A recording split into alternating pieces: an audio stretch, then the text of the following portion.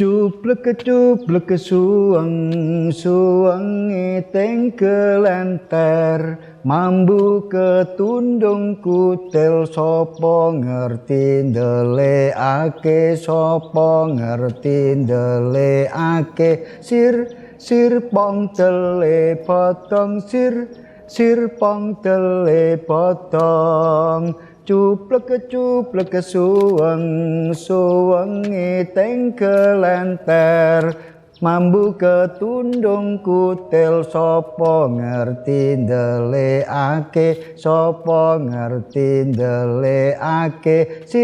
Sir pong tele potong, sir pong tele potong. Cuplek suweng suwengi teng kelenter, mambu ketundung kutil sapa ngerti ndelekake, sapa ngerti ndelekake.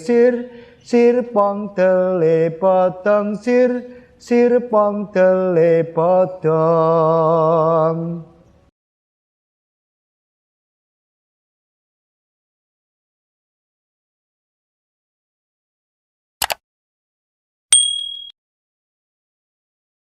Assalamualaikum warahmatullahi wabarakatuh.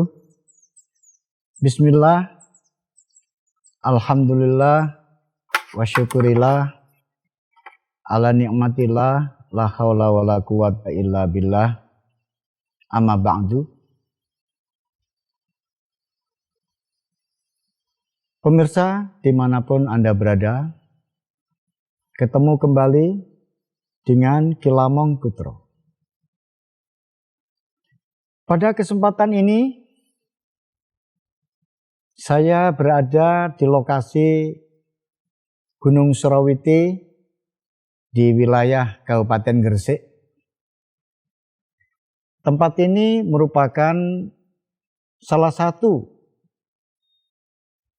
tempat tapak tilas Kanjeng Sunan Kalijogo,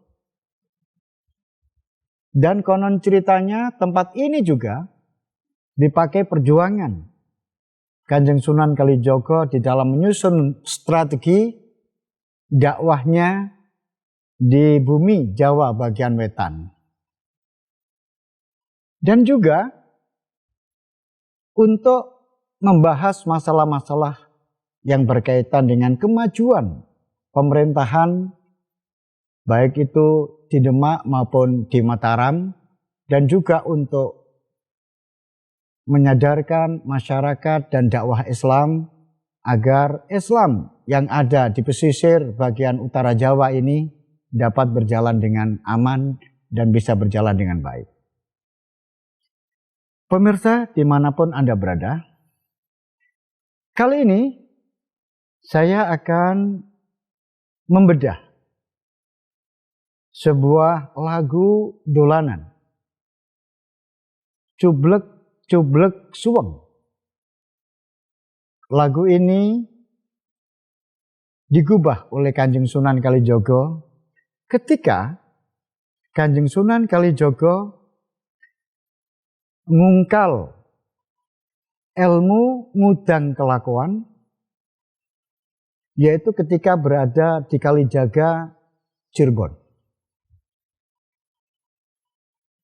Pemirsa, lagu Cublek Suweng akan saya bedah kata demi kata, kalimat demi kalimat.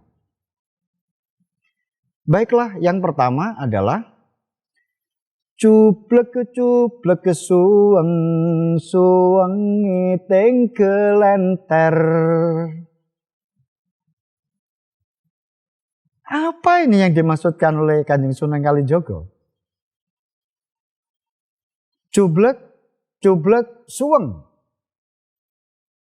suwengi teng gelenter. Di sini ada 3 hal yang perlu dibahas. Yang pertama adalah cublek. Yang kedua adalah suweng. Dan yang ketiga adalah teng gelenter. Pemirsa, Apa yang dimaksud dengan cublek? Pemirsa dimanapun Anda berada, ketika kecil saya pernah terjangkit wabah penyakit cacar. Wabah penyakit cacar yang mewabah pada waktu kecil saya itu bahkan orang dewasa pun kena. Termasuk saya kena. Di wajah saya ini ada beberapa gelembung-gelembung yang berair. Katanya terkena penyakit cacar air. Tetapi tetangga saya yang umurnya sudah lebih tua daripada saya, itu satu wajah itu penuh. Wajahnya penuh kena cacar. Alhamdulillah diberi kesembuhan. Tetapi ketika saya sembuh, bekasnya masih ada di wajah saya ini, tapi mendatar. Tetapi bagaimana miliknya tetangga saya itu? Ternyata di wajahnya orang itu berlubang-lubang dan ada bekas-bekas hitamnya. Nah, orang bilang wajahnya itu cublek-cublek. Nah, kalau begitu pengertian cublek-cublek itu adalah lubang-lubang kecil. Nah, ini berarti cublek-cublek adalah lubang-lubang kecil. Kemudian suweng. Sekarang, suweng itu apa? Suweng adalah perhiasan wanita Jawa yang dipakai di telinga. Bentuknya nyempluk seperti gunungan. Kemudian motifnya itu berlubang-lubang yang terus melingkar. Kemudian di lubang-lubang kecil itu oleh pengrajinnya dimasuki intan-intan yang banyak banget intannya. Wow, tentu saja orang yang memakai cublek suweng ini, pakai suweng adalah termasuk golongan masyarakat Jawa yang mampu, kaya. Nah, sekarang sudah ketemu. Cublek, suweng, kemudian tenggelanter.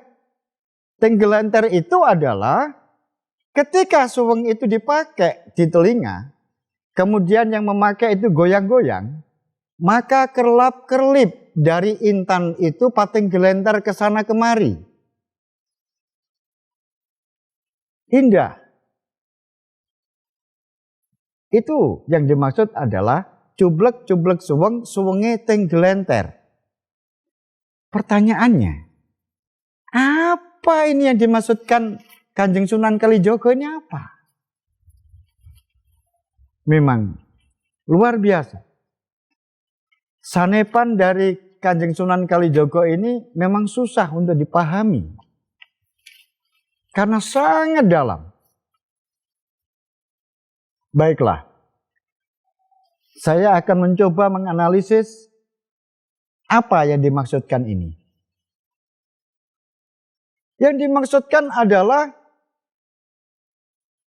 lagu ini ada hubungannya dengan hadis Rasulullah Shallallahu Alaihi Wasallam, man arofa nafsahu, fakot arofa robbahu.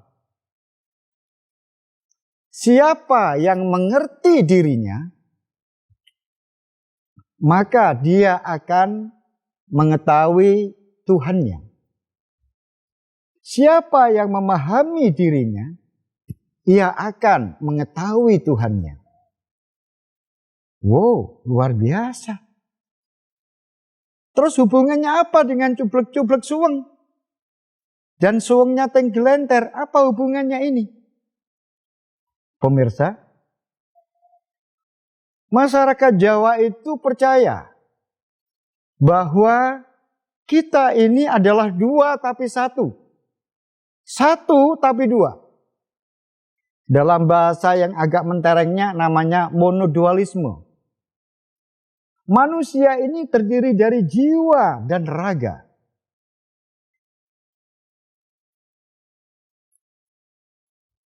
Manusia terdiri dari jiwa dan raga.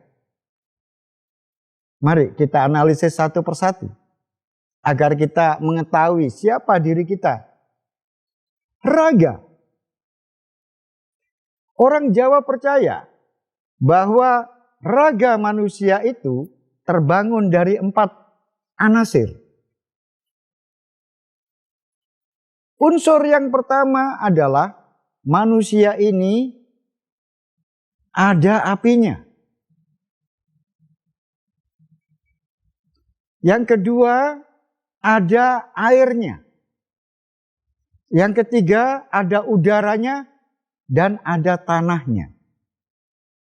Jadi terbangun 4 anasir, yaitu api, air, udara, dan tanah.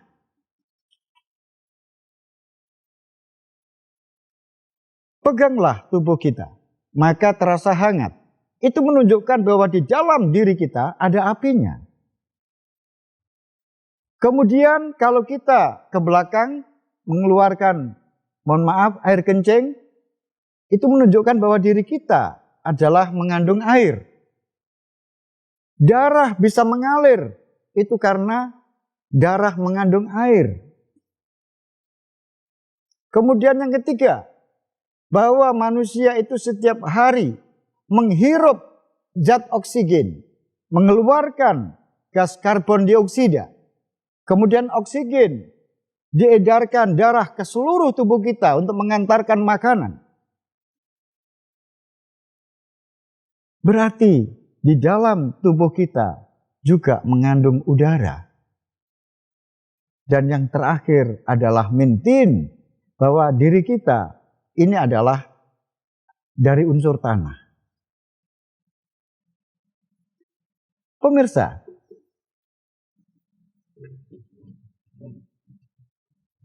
4 unsur besar ini kemudian membentuk cublek-cublek. Yaitu ada cublek-cublek suweng yang banyaknya 5. Yaitu disebut panca indera. Ada indera penglihatan, alatnya mata. Ini satu cublek. Kemudian indera pencium dengan alatnya hidung. Indera pendengar dengan alatnya telinga. Indera pengecap dengan alatnya lidah. Dan indera peraba dengan alatnya kulit. Ini adalah satu rangkaian cublek-cublek. Kemudian cublek-cublek berikutnya adalah bahwa manusia ini juga dibentuk oleh 7 hal yang berbeda. 7 hal yang berbeda.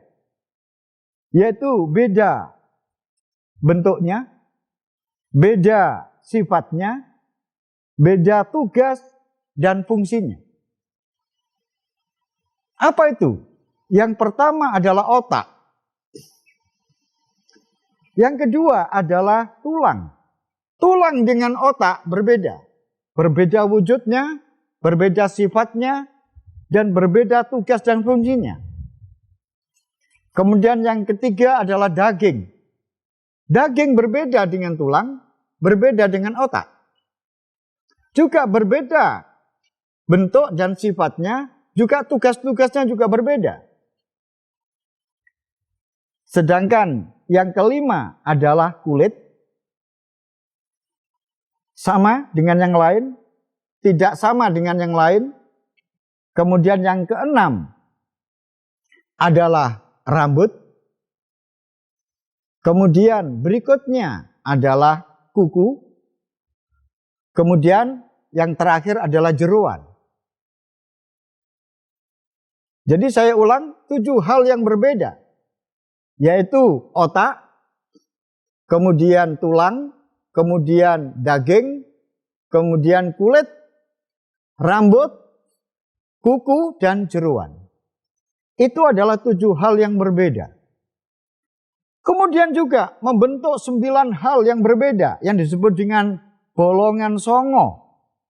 Yaitu 2 lubang mata, 2 lubang hidung, 2 lubang telinga, 1 rongga mulut, mohon maaf, yang 1 lubang bagian depan dan yang 1 lubang bagian belakang. Jadi jumlahnya ada 9. Nah, inilah ragangan manusia. Jadi rogo itu adalah ragangan. Makanya orang Jawa bilang, ini ragangan nih sepeda, ragangan nih sepeda motor, ragangan nih mobil. Kalau rusak dibawa ke lowaan, ditimbang dapat uang. Tetapi kalau raganya manusia rusak, maka sudah tidak berharga lagi. Oleh sebab itu, harus bijaksana di dalam menggunakan raga kita ini.